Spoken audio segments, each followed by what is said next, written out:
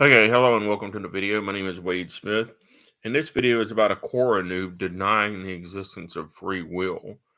This is called Calvinism, and Calvinism is a totally false doctrine, and it's actually a very immoral doctrine because in Calvinism, um, it's saying that God is the cause of evil. Basically, whether or not they will admit it, Calvinism is claiming that God is the cause of evil because if I don't have free will, then I'm not responsible for my sins.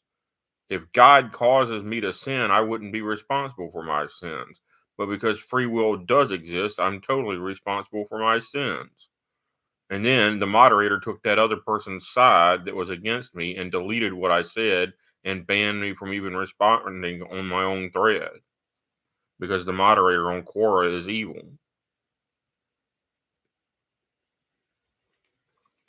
All right. If free will doesn't exist, why do we punish murderers? They didn't do anything God didn't program them to do. Right? If God if God literally controlled everything, including our own sins, then why do we punish murderers? They're just doing what God made them do. That's how stupid Calvinism is.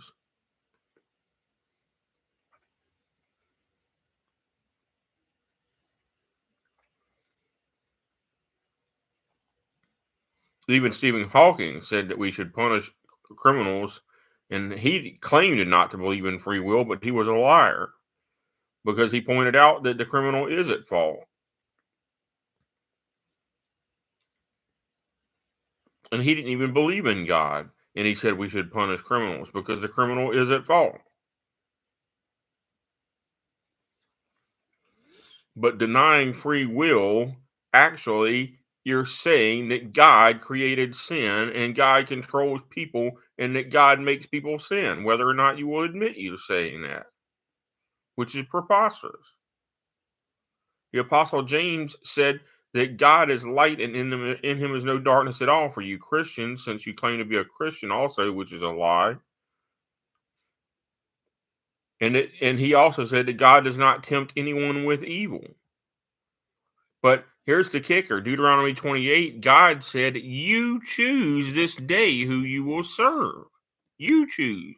He didn't say, "Well, I'm going to force you with one way or the other to be good or evil." He said, "You choose whether you're going to be good or evil." So if you're evil, it's by your own choice. It's not something that God preordained you to be evil. If you're claiming that, you're a liar. If you don't believe me, I got a Bible right here. Let's turn to Deuteronomy 28 and read it specifically, that section of the chapter. It's near the end of the chapter because he's finished telling the entire law at that point, or at least the most important laws. And let me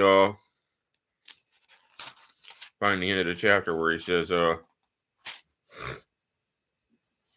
let's see.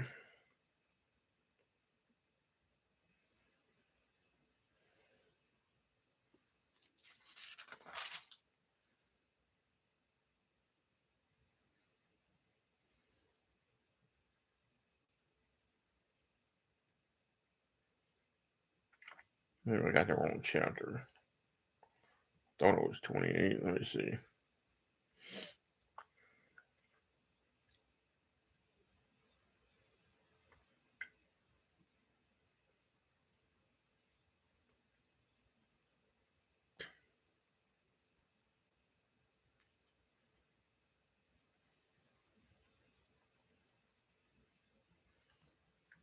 Let me see.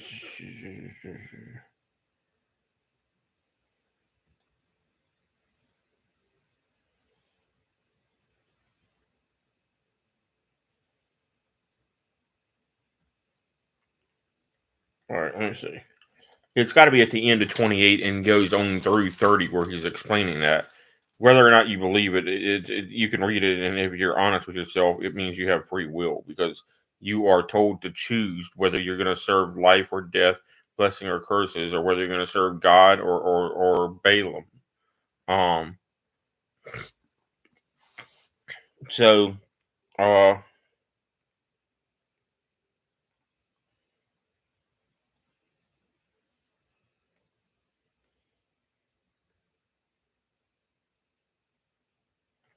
And guess what?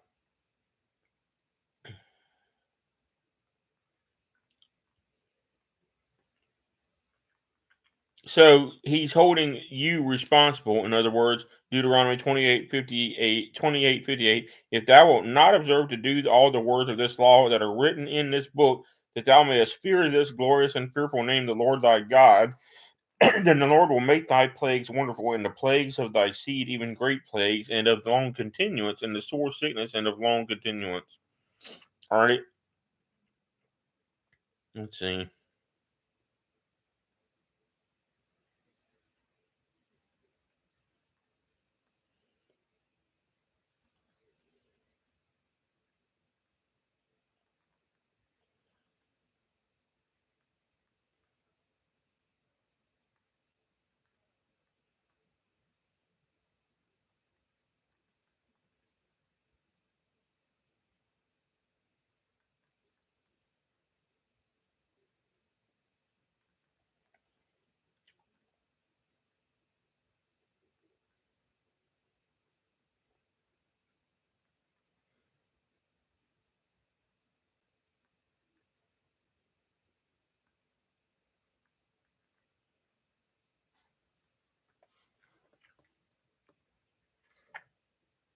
Ironically, Deuteronomy 28:55 is prophesying the siege of Israel, where the two harlots ate one another's babies, or at least one of them ate the other one's baby.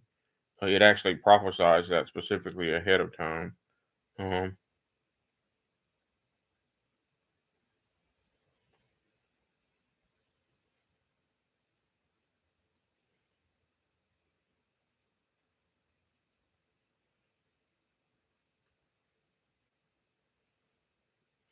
anyway, I know it's in here. I might not be remembering the exact verse, but it's in Deuteronomy 28 somewhere.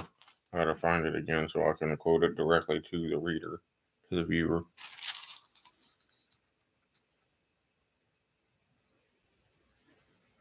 Because it specifically tells you to choose blessing or curses, life and death, and then it gives you a hint and tells you to choose life.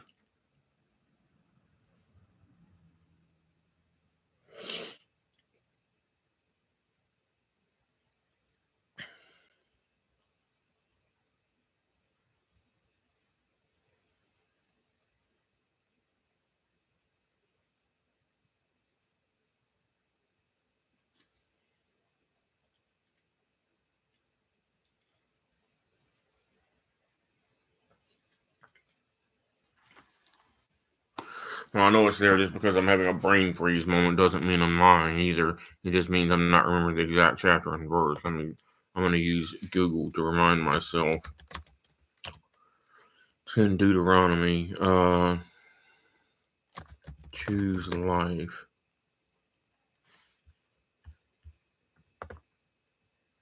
It's Deuteronomy 30:15-20. All right, let's skip over and read that. See, I have set before thee this day life and good, and death and evil, in that I command thee this day to love the Lord thy God, to walk in his ways, and to keep his commandments, and his statutes, and his judgments, that thou mayest live and multiply. And the Lord thy God shall bless thee in the land whither thou goest to possess it. But if thine heart turn away so that thou wilt not hear, but shall be drawn away to worship other gods and serve them, I denounce you this day, and ye shall surely perish, and that ye shall not prolong your days upon the land whither thou passest over Jordan to go possess it.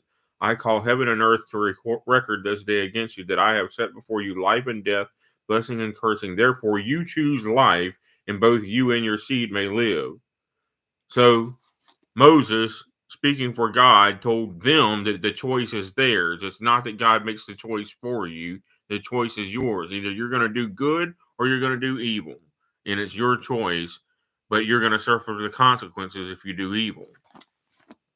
So God does not make people evil. That's a bald-faced lie that Calvinism teaches. And at least half of Christianity believes in Calvinism.